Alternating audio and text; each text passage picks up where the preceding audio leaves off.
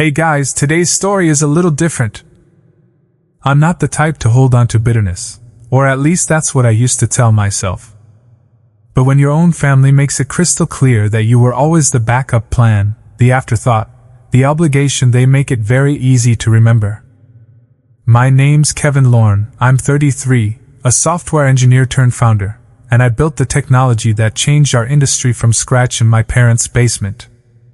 Not out of nostalgia or circumstance, but because that was the only space I was allowed to occupy. Everything else belonged to my sister, Claire. And if you think karma's slow, wait until you hear this. So, before you get pulled in, take a second to like this video and subscribe, but only if you actually believe that betrayal always comes back around. Let me know in the comments where you're watching from and if you've ever had someone close cut you down just to lift someone else up. Now sit back, let the room go quiet, and let me tell you how it really went down. They always said I had a tinkerer's mind. That was their polite way of saying, not serious. While Claire, she was the golden girl. Varsity debate, scholarships, internships lined up like dominoes. Every conversation at the dinner table curved toward her orbit. Her latest grades, her new research paper, her newest professor who sees real potential. I heard that phrase so often I could have tattooed it backwards on my forehead just to make it visible in the mirror. Meanwhile, I was the kid who came home greasy from Best Buy or still wearing a server apron after a double shift. Not lazy. Just invisible. I didn't resent Claire at first. She didn't choose the pedestal. But she stood tall on it while I sat quietly below, hoping someone might ask what I was building on that beat-up Dell tower in the corner of the basement. No one did. I was 16 when I first moved my gear into the basement full-time. We had an old metal work table, covered in sawdust and rust stains. My mom said I could use it, until Dad needed it back. Dad never used it again, but he did remind me every time I walked past him that it wasn't mine. That work table became my altar. I taught myself Python on that thing. Then Java. Then a bit of C++. And slowly, I began to piece together something that resembled a framework. At first it was a small tool for cross-platform inventory sensing, nothing huge, but sharp enough to catch attention from online communities. When I released version 0.1, no one in my family noticed. Claire got her early admission to Yale around the same time. The living room was covered in blue and white. Balloons, banners, t-shirts. I said congrats, like a brother should. No one asked what I'd been working on. You know how you can tell when you're being tolerated, not valued? It's in the pauses. The silences when you speak. The nods that don't match your words. That's what family felt like to me, like I was someone they were waiting to turn into something worth their time. I got used to those silences. So I filled them with code. By 19, I had created a beta version of a lightweight back-end engine that helped e-commerce stores reduce cart abandonment rates. I was freelancing for mid-tier companies, getting thank you emails from marketing leads, even doing customer support under a fake name so I didn't look too small time. Still, upstairs, the TV played Claire's graduation speech on repeat. She was valedictorian. Of course she was. At her graduation dinner, I showed up an hour late straight from a server shift. My shirt had ketchup on the sleeve. No one said anything. But when I sat down, there was only one chair left next to the kitchen door. I heard every beep, every clatter, every barked order from the line. It was poetic, honestly. I wasn't even on the guest list. My mom later admitted they weren't sure if I could make it. That night, I walked back into the basement and stared at the screen. I hadn't touched the engine in weeks. Claire had been eating all the air in the house again, and I'd let myself wither. But something flipped.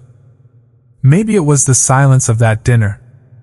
Maybe it was watching my mom lift her wine glass and say, "To our family's brightest star," while never once glancing at me. I stayed up until dawn. And the night after that. And the night after that. They thought I was sleeping in because I was lazy. I was just on California time, syncing with the companies who were finally starting to take my back-end tech seriously. By the time I was 21, my engine, now renamed Ecometric, was deployed by over 400 online businesses. Quietly. No fanfare. I didn't bother telling my family anymore. They wouldn't have understood. They barely understood the internet beyond Amazon Prime and their Facebook logins. My mom still printed directions instead of using Google Maps. And yet, they spoke often, proudly, about how creative I was when they thought I couldn't hear. Like my creativity was a quaint side project, not the thing keeping me from drowning in their neglect. Claire, meanwhile, was making waves at law school. Ivy League. Law Review. There was a newsletter article about her that my parents laminated and taped to the fridge. I still remember the headline.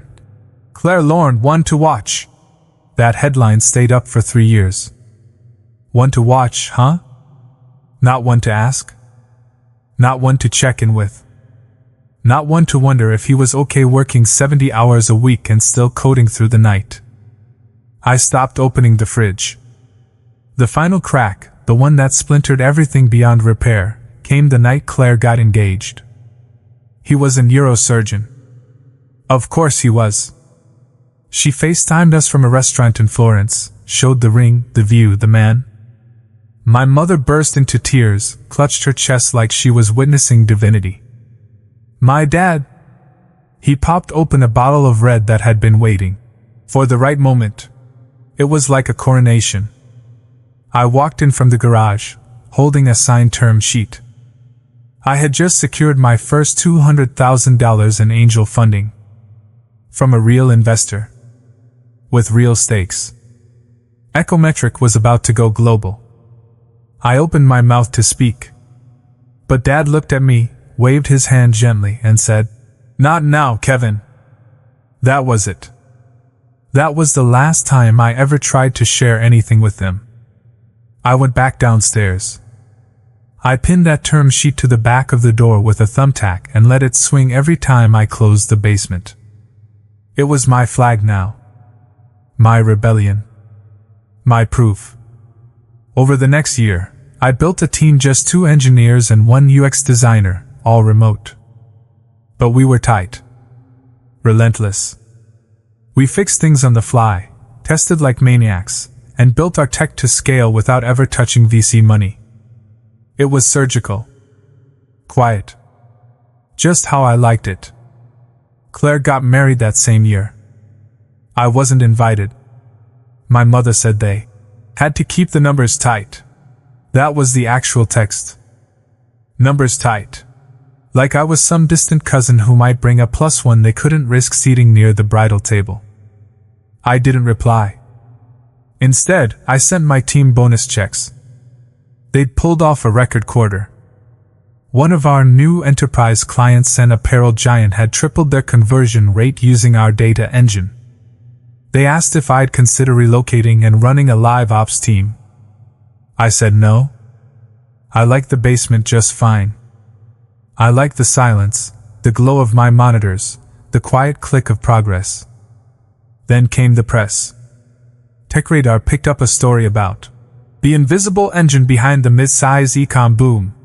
They called Ecometric a quiet backbone. Forbes followed up. Then Inc.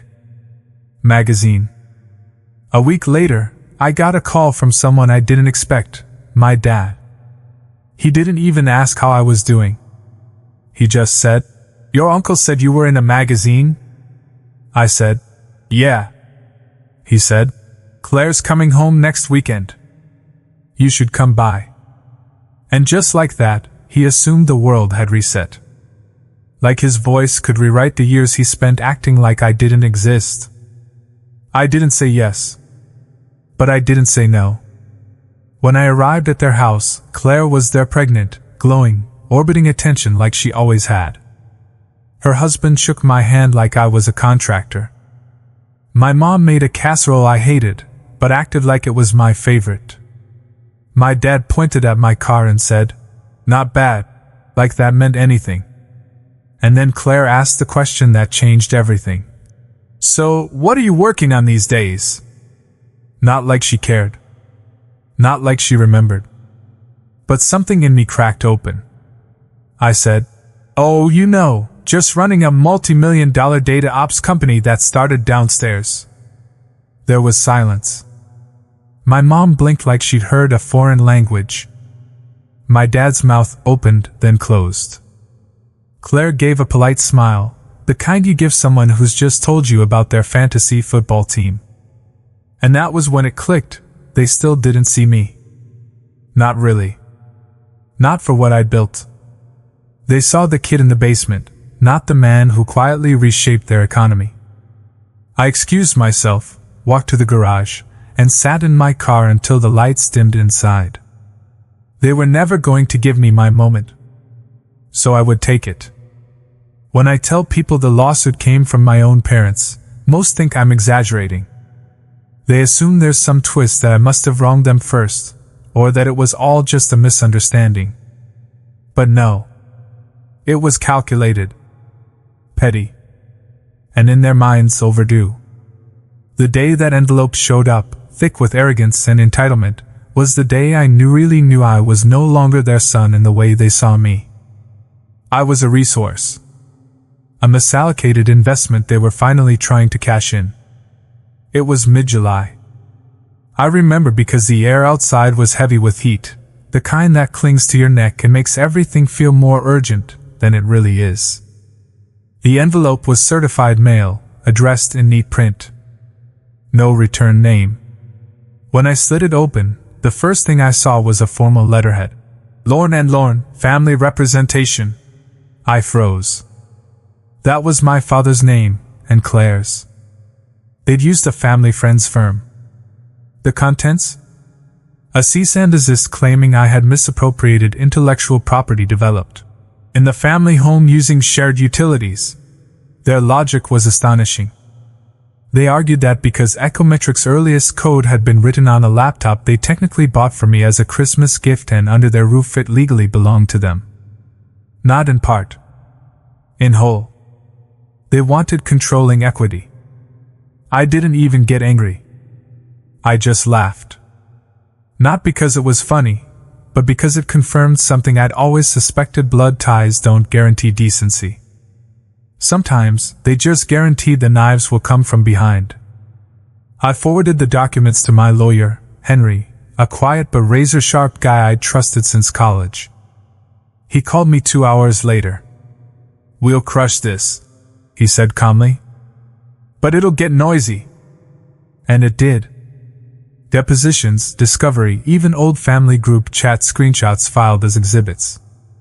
My mother had printed out a calendar entry where I scheduled app development time and annotated it with "used our Wi-Fi." Meanwhile, my company was scaling fast.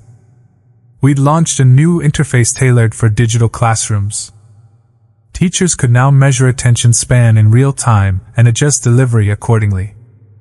We were already in talks with a public school network across 3 states. While my family threw stones, I was building something that actually mattered. But I won't pretend it didn't sting. Sitting in a legal conference room, hearing Claire Meone's sister testify that I'd never been self-made, hit harder than I let on. She said it smoothly, like it was just a fact. No hesitation, no guilt. In her eyes, I owed them everything. And in mine, they'd never given me anything that mattered. Still, I didn't retaliate. I didn't make counterclaims or leak anything to the press. I knew how this would end, and I wanted to win with silence. With scale. With proof that I never needed them to begin with. 8 weeks later, the judge dismissed their claim. His words were short. Unfounded. Frivolous. Dismissed with prejudice. I didn't celebrate. I walked out of that courtroom and just kept walking. Through the parking garage, through the noise, past the echoes of their betrayal still ringing in my ears. At some point, I stopped being surprised by their behavior. That was the saddest part.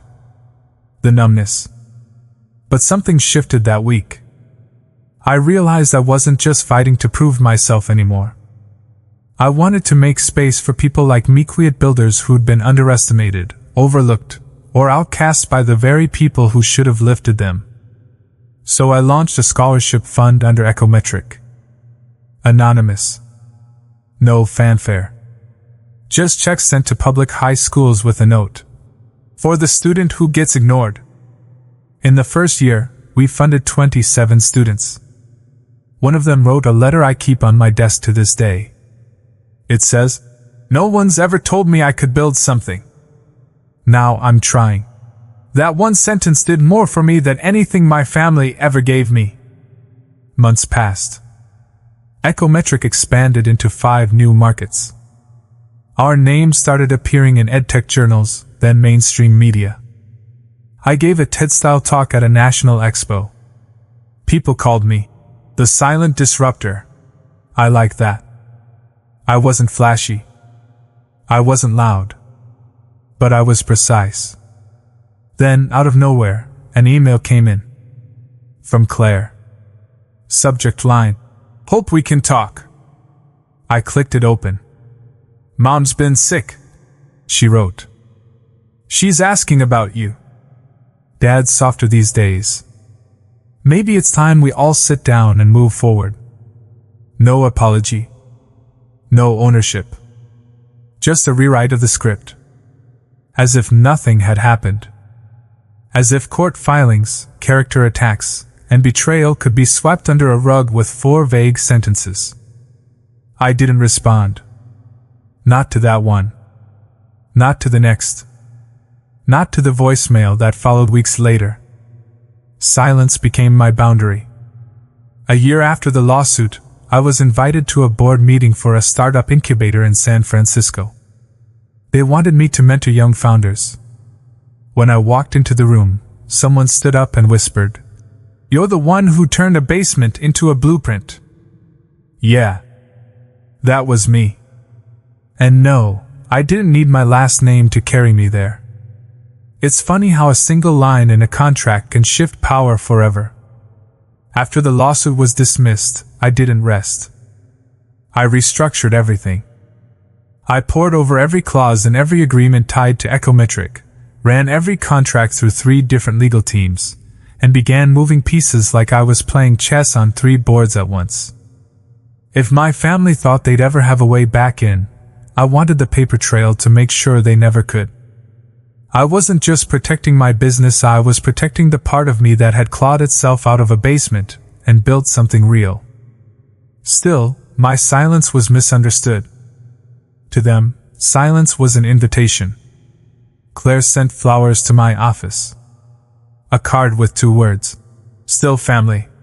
I didn't respond.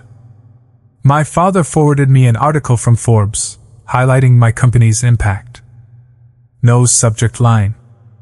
No message. Just a link. I marked it unread and moved on. But I didn't forget. I started getting requests to speak at universities.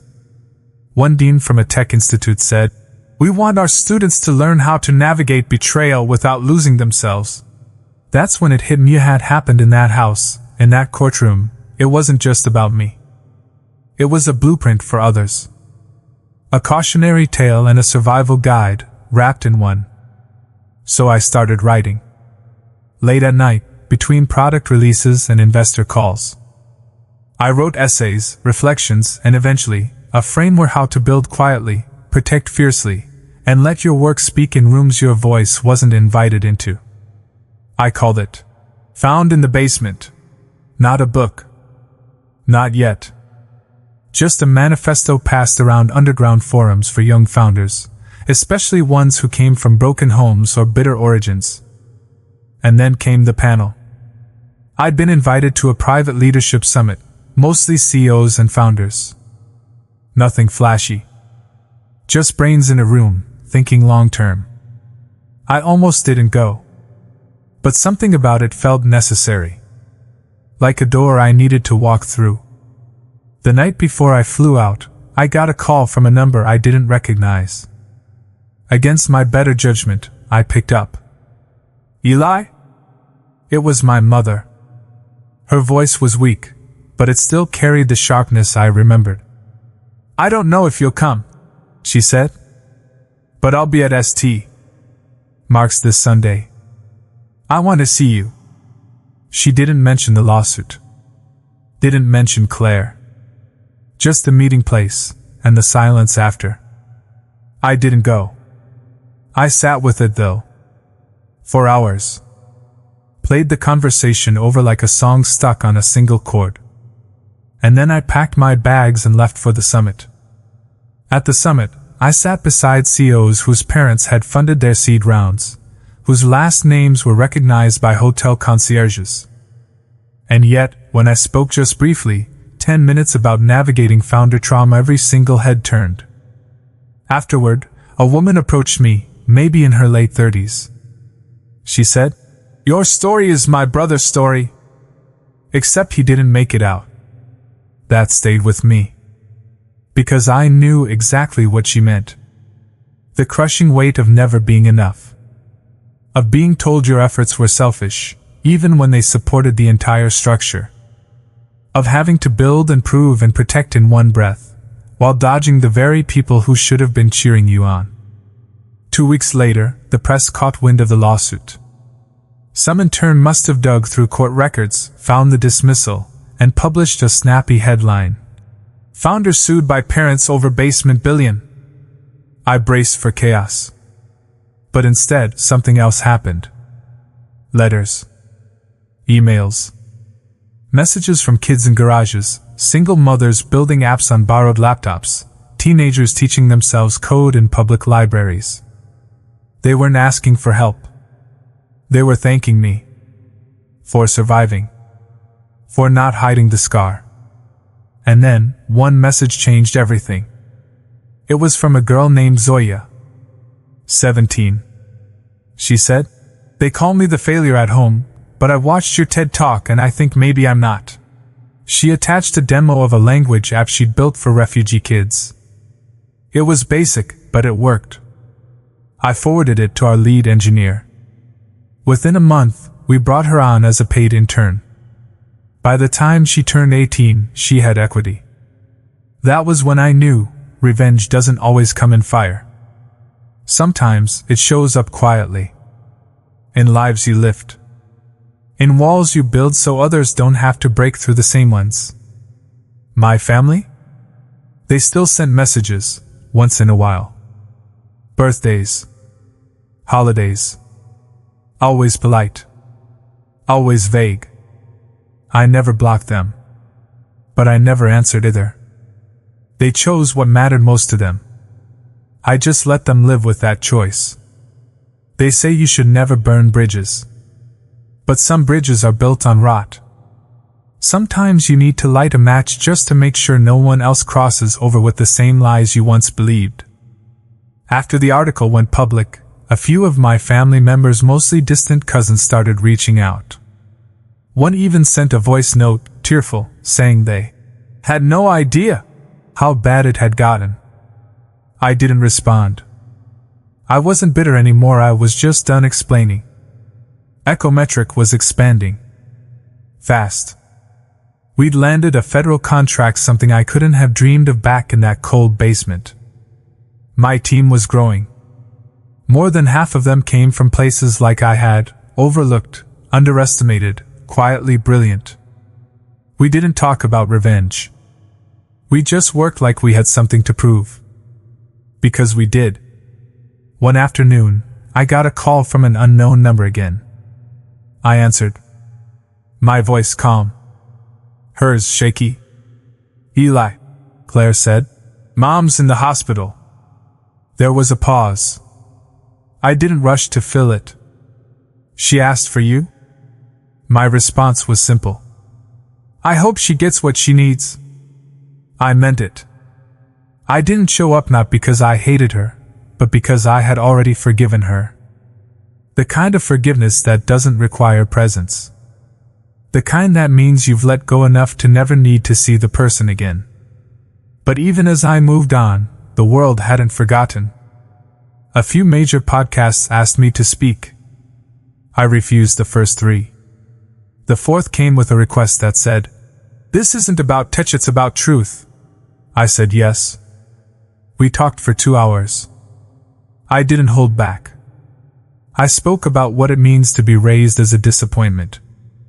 To fight for validation in rooms that never had chairs for you.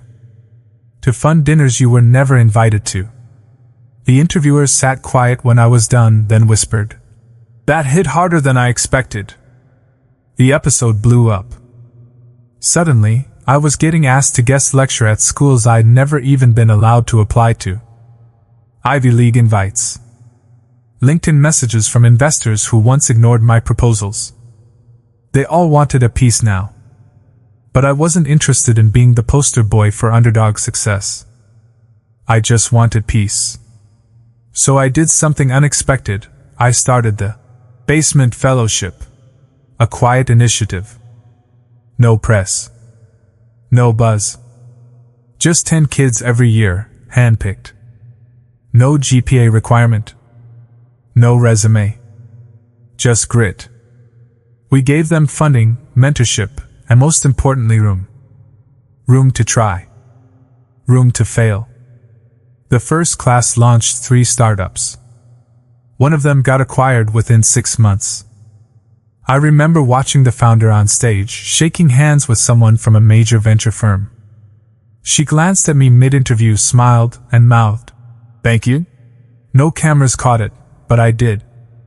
And yet the past still knocked. On the day of our annual investor summit, our biggest Yeti received a letter. Handwritten. From my father. He wrote, "I'm sorry for how we handled things. I see what you've built. I regret not seeing it sooner." No requests. No demands. Just that. And it wrecked me more than I expected. Because somewhere deep down, there's always that last flicker of the child who just wanted his dad to clap at the science fair. I folded the letter carefully. I didn't call him. But I kept it. That night, I stood on stage in front of a crowd of people who believed in me before the headlines. I told them the truth. This company wasn't born in a boardroom. It was born in a basement, with cheap soldering kits and rejected loan applications. And it survived because pain can be a brutal kind of fuel, but it burns clean when you use it right. The crowd went silent. And in that silence, I felt something unhook. Not anger. Not grief. Just release. As I walked off stage, my assistant caught up and said, "Someone's here to see you." I turned and saw my sister, Claire. She stood alone, clutching her bag like it might shield her. "I came to say thank you," she said, "for not turning me into your enemy." I looked at her. Really looked at her. And for the first time in years, I saw not the girl who stood silent in court, but the sister who once stayed up with me when I was too scared to face a failed prototype alone. I nodded. "You're welcome." We didn't hug. We didn't cry. We just stood there, 2 people who'd finally outlived the damage done to them. I didn't expect them to show up that day. The courtroom had emptied out, the case dismissed, the air stale with the tension of a war that ended not with victory but with silence. My family hadn't shown their faces in weeks, not since the lawsuit had collapsed under the weight of its own pettiness. But then, the door creaked open and there they stood, me parents, my sister trailing behind them like a reluctant shadow. They didn't speak. Just stood there, like they were staring through me, unsure if I was the son they'd once known, or someone they'd accidentally created. It was my sister who stepped forward first. No tears. No rage. Just a look that said, "You did it, didn't you?" And I suppose I had. I had survived the undermining, the condescension, the quiet rewriting of family memory. I had built something in the shadows of their judgment, and now, it stood in the light. Taller than they had imagined. Untouchable. They didn't apologize. But they didn't have to. At that point, I'd stopped needing words from them. They had spent so long trying to bury my ambition under the weight of their disappointment that I'd built my success like roots under stone, slow, silent, and unkillable. A month later, I stood in front of an auditorium filled with young engineers, first-time founders, and scholarship kids. The same kind of kids I used to be. I was asked to give a talk not about technology, but about resilience. Funny how the world always wants to hear from you when they realize you weren't just building a company, you were building yourself. I told them the truth. That brilliance is quiet at first. That it grows where no one's looking. And that sometimes your worst days are just a darkroom before the photograph develops. I told them about the lawsuit, not the legal parts, but the emotional terrain. How surreal it is to watch people who shared your childhood try to claim what they never believed in. One girl in the front row had tears in her eyes. Not because the story was tragic, but because it was familiar. Afterward, I stepped outside to a sky that was turning gold. The kind of light that doesn't demand attention but refuses to be ignored. That's when I realized the revenge I thought I wanted had never been about courtroom wins or public moments. It was about being seen by people who once refused to look. And now they were looking, whether they liked what they saw or not. There was a gala later that week. A black tie event for innovators and donors.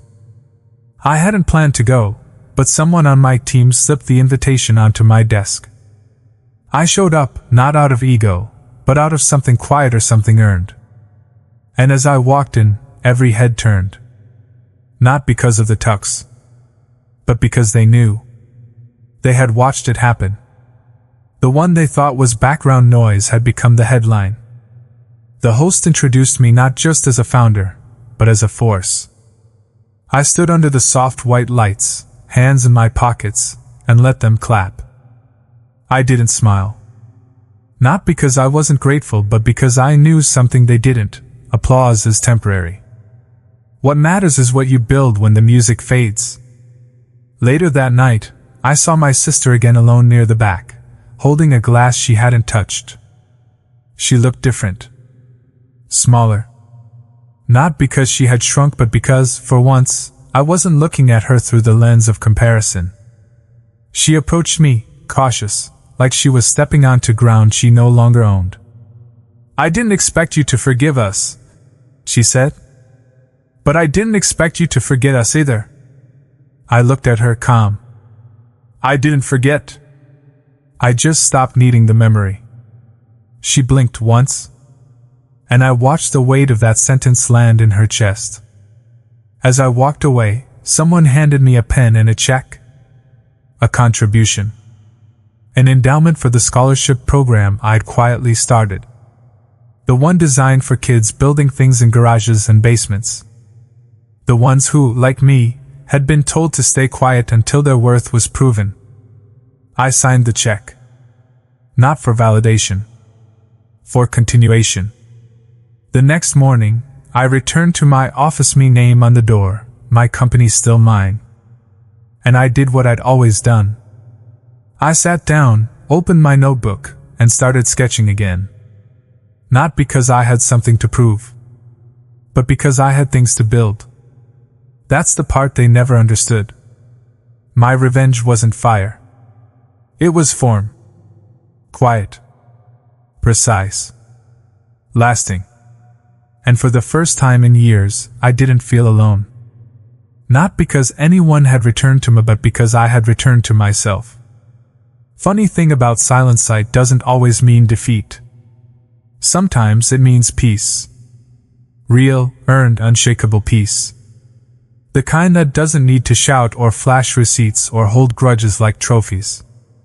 When the dust settled and everyone went back to their corners, some bitter, some silent, some pretending none of it ever happened, I stayed exactly where I was. Rooted. Whole. Free. They say revenge is sweet. But I learned it's not sugar, it's steel. Forged quietly, in pressure and fire, and worn not like armor, but like skin. Natural. Seamless. When my family tried to come back around, offering small talk and side glances of reconciliation, I didn't slam doors. I didn't spit bitterness. I simply smiled, nodded, and kept walking forward. Sometimes, the most powerful thing you can do is let people feel the absence of your need for them. What I built speaks louder than any insult they ever threw my way. What I gave back to students, to dreamers, to the next version of who I once was says more than my last name ever did. And maybe that's the point. You don't have to win by proving people wrong. You just have to live in a way that makes their doubt irrelevant. So if you've ever been the one left out, pushed aside, laughed at for dreaming too loud and waste your breath trying to be understood, build, heal, evolve. Then let the silence that follows be your thunder. Because in the end, they don't remember what you said. They remember what you became.